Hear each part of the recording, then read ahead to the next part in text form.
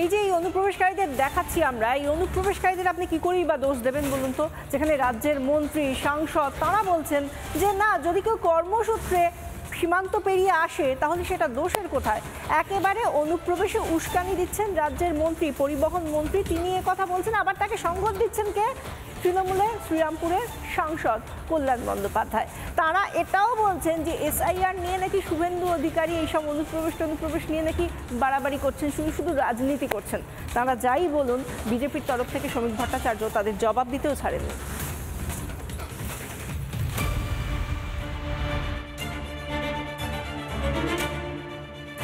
ভারতবাসীর ভাতের পাতে থাবা বসিয়েছে অনুপ্রবেশকারীরা, দেশবাসীর রুজিতে টান পড়ছে।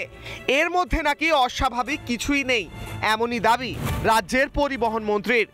ওপার বাংলা থেকে মুসলিম দলে দলে আসার, ভারতবর্ষকে ভালোবেসে, এই ব্যাপারটা কিন্তু স্বাভাবিক না। এখন কাজকর্মের জন্য, কাজকর্মের সূত্রে কিছু মানুষ অন্য দেশ থেকে আসে, এটা জেনারেল মাইগ্রেশন। এটা বুঝতে হবে, রাষ্ট্র যখন তৈরি হলো তখনও বিভিন্ন দেশ থেকে অন্য দেশে কর্মসূত্রে যায়।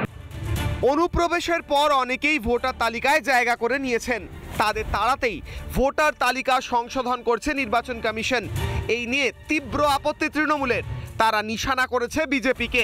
এটা অদ্ভুত টেনশন, একটা ফিয়ার, এমন কথাবার্তা বলছে, একটা চারিদিকে একটা আতঙ্ক সৃষ্টি করে দিচ্ছে। মানুষ ভয় কাচ্ছে, একটা বাংলা মানুষের নাম কাটতে, বিজেপির নাক কেটে দেবো, বাংলার ভোটারদের নাম কাটবো। উনি খেপে উঠেছেন, মাথা ঠিক রাখতে পারছেন। আমরা তো বিভাজন নিজে করি না, আমরা তো এক থাকতে চাই। আসলে কল্যাণ বন্দ্যোপাধ্যায় তৃণমূলে প্রথম দিন থেকে আছেন, অনেক মামলা লড়েছেন তৃণমূলের হয়ে, সিপিএম এর মিথ্যা মামলা থেকে কর্মীদের বাঁচিয়েছেন। এখন সত্যটা তিনি জানেন, মাটির গন্ধটাও বুঝে ফেলেছেন। এখন উনি যে চলে যাচ্ছেন ওর দল, এটা মানতে পারছেন। এসআইআর নিয়ে যে তৃণমূল আতঙ্কে রয়েছে তা অনেক আগেই স্পষ্ট হয়েছে।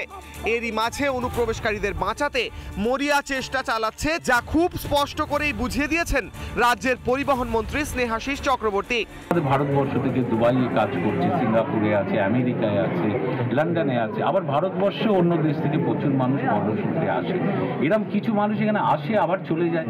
ফলে এটা খুব সংখ্যাটা খুব বেশি নয়, কিন্তু এটাকে দাগিয়ে দিয়ে একটা ধর্মীয় মেরুকরণের কথা শুভেন্দু অধিকারীরা বলছে।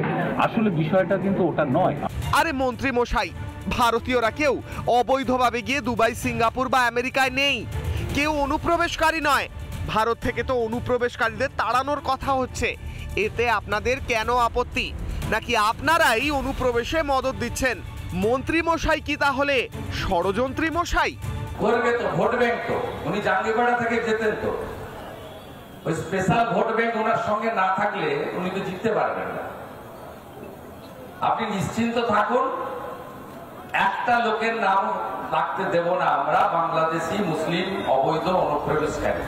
প্রশ্ন থাকছে, ভোট ব্যাংকের স্বার্থেই কি অনুপ্রবেশকারীদের জন্য তৃণমূলের এত দরদ? তাই কি অনুপ্রবেশকারীদের জামাই আদর করে রেখে দিতে চায় তারা? সেই কারণেই কি এসআইআর এর নাম শুনলেই তেলে বেগুনে জ্বলে উঠছে তৃণমূল? রিপাবলিক বাংলা। নানা ধরনের কন্টেন্ট দেখার জন্য লাইক করুন, শেয়ার করুন আমাদের ফেসবুক পেজ, সাবস্ক্রাইব করুন আমাদের ইউটিউব চ্যানেল। পাশাপাশি অন্যান্য ব্রেকিং নিউজের জন্য অবশ্যই চোখ রাখুন রিপাবলিক বাংলায়।